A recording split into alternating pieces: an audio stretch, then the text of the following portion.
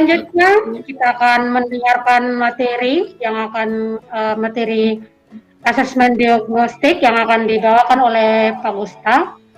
Waktu dan kesempatan kami persilakan. Ya, baik, terima kasih Ibu Novi selaku moderator yang sudah berikan kesempatan kepada kami. Ya, hari ini kita akan sama-sama ya mendengarkan materi yaitu tentang asesmen diagnostik. Baik, saya hubungkan dulu. Baik, Bapak Ibu yang kami hormati, dalam IHT daring pada siang hari ini, saya akan membawakan materi tentang asesmen diagnostik. Nah, baik Bapak Ibu, untuk asesmen diagnostik ini, mungkin sebelumnya saya mengajukan dulu ya beberapa pertanyaan ya. Nah, apakah selama ini ya Ibu mereka sudah pernah melakukan yang namanya asesmen diagnostik? Mungkin Ibu Olsi mungkin? Baik, terima kasih Pak Gustaf untuk kesempatan yang diberikan kepada saya. Di sekolah kami sementara mau dilakukan itu asesmen diagnostik dilakukan di awal pembelajaran untuk mempersiapkan fisik dan psikis peserta didik dalam mengawali kegiatan pembelajaran.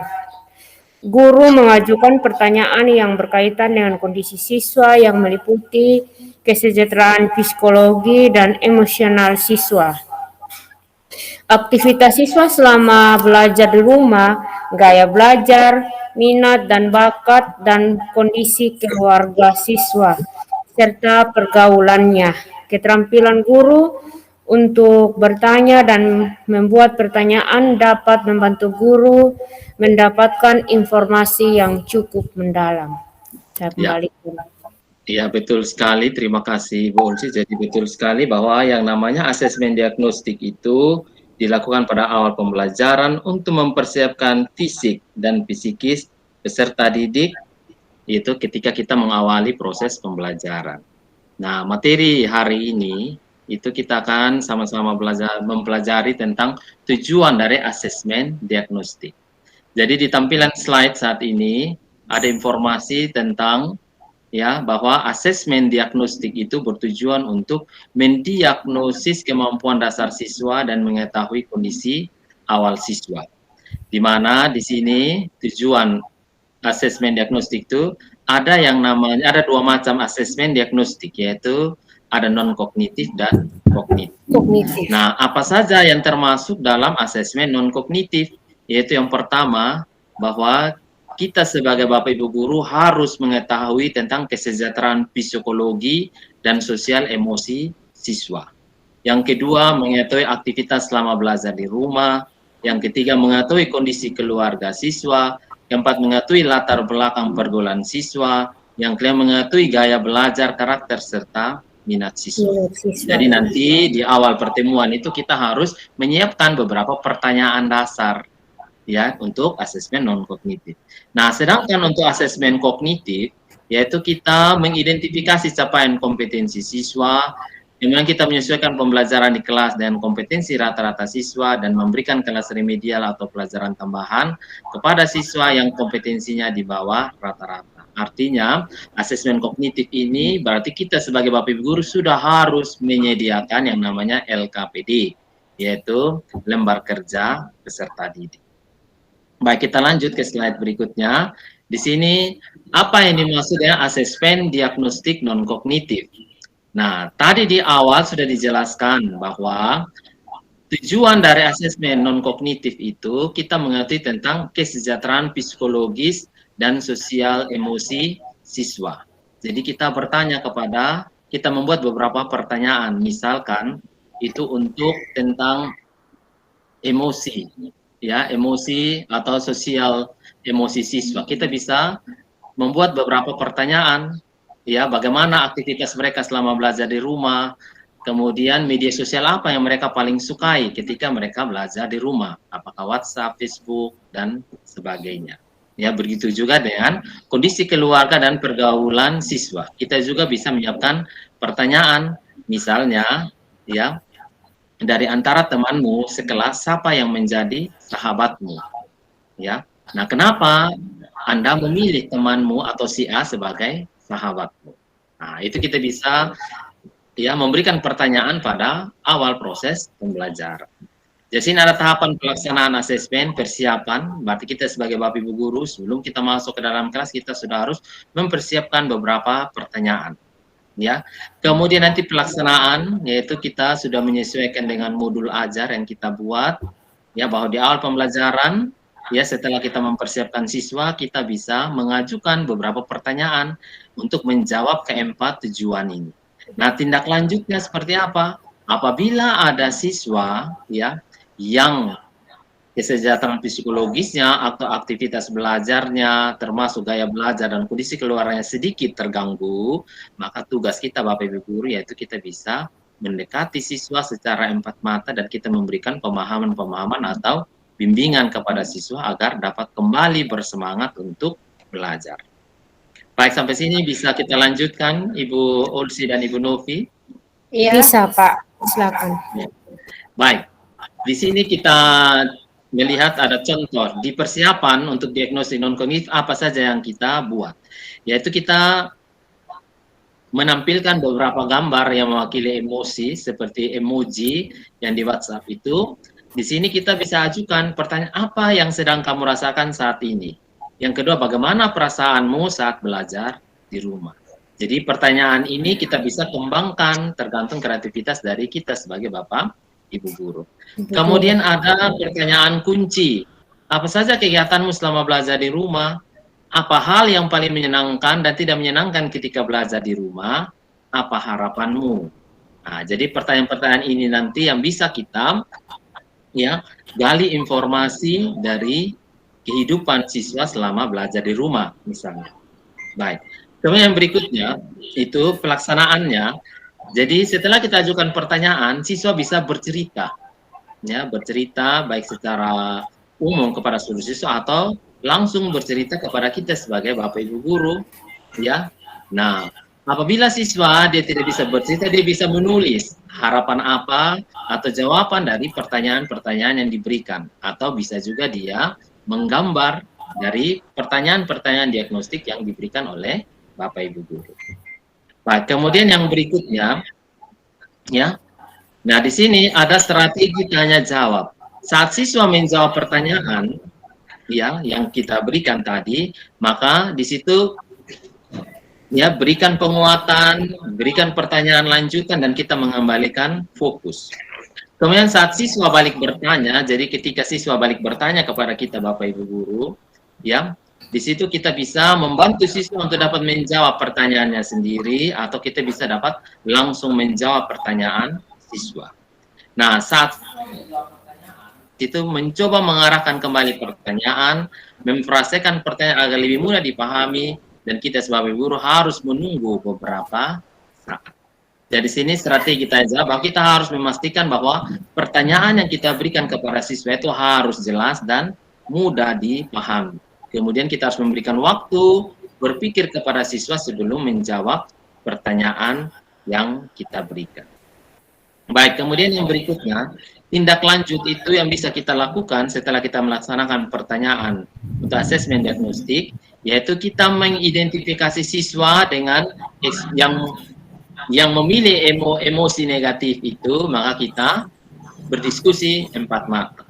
Kemudian kita bisa menentukan tindak lanjut dengan menginformasikan kepada orang tua, yaitu apabila diperlukan.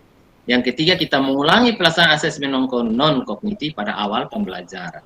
Artinya siswa-siswa yang moodnya tidak bagus, yang memiliki ekspresi emosi negatif, kita sebagai ibu guru, kita bisa mengkomunikasikan kepada orang tua supaya sama-sama mencari solusi belajar siswa dengan baik. Tetapi apabila dengan pertemuan kita secara empat mata sudah bisa mengembalikan mood dan semangat siswa, berarti kita tidak perlu melakukan komunikasi lanjutan dengan orang tua.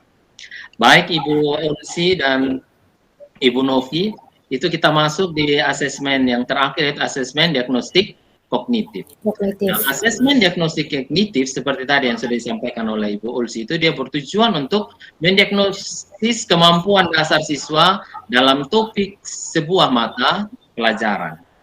Ya, jadi sini nanti sudah masuk pada RPP atau modul ajar. Jadi diagnostik kognitif itu dilakukan secara berkala pada awal pembelajaran, akhir setelah guru selesai menjelaskan dan membahas topik. Nah, tahapan juga sama, ada tahapan persiapan, pelaksanaan, dan juga ada tahapan tindak lanjut. Nah, di sini contoh kegiatan persiapan, yaitu yang pertama, kita sebagai Bapak Ibu Guru, kita harus membuat jadwal pelaksanaan asesmen. Yang kedua, kita harus mengidentifikasi materi asesmen berdasarkan penyederhanaan kompetensi dasar yang disesuaikan oleh Kementerian Pendidikan dan Kebudayaan. Jadi, ya, materi asesmen ini kita harus melihat dari capaian pembelajaran yang sudah dibuat oleh Kementerian Pendidikan dan Kebudayaan. Kemudian dalam ya diagnosis kognitif itu kita Bapak Ibu Guru harus membuat 10 pertanyaan dari satu topik yang akan kita bahas, yaitu 2 pertanyaan sesuai kelasnya, yaitu dengan topik capaian pembelajaran yang baru, 6 pertanyaan di topik satu kelas di bawahnya, dan 2 pertanyaan di topik ya 2 kelas di bawah. Gitu. Jadi kalau misalnya kelas 3, berarti 2 pertanyaan di kelas 3 yang bersangkutan, 6 pertanyaan di kelas 2 dan 2 pertanyaan di kelas 10. Itu maksudnya. Ya. Bisa paham Bapak Ibu? Bisa. Ibu Novi dan Ibu Ulsi bisa? Bisa, Pak. Ya. Baik, kita lanjut yang berikutnya di sini. Ya. Nah, untuk asesmen diagnosis kognitif, kegiatan tindak lanjutnya itu dari hasil penilaian kita, nanti kita bisa melihat bahwa apakah dari soal 10 nomor yang kita berikan itu, siswa itu paham utuh, paham sebagian atau tidak paham. Yaitu kita hitung dari rata-rata kelas. Nah, siswa yang memiliki rata-rata kelas, yaitu bagus nilainya, maka nanti dia bisa mengikuti pembelajaran untuk alur tujuan pembelajaran sesuai dengan fasenya.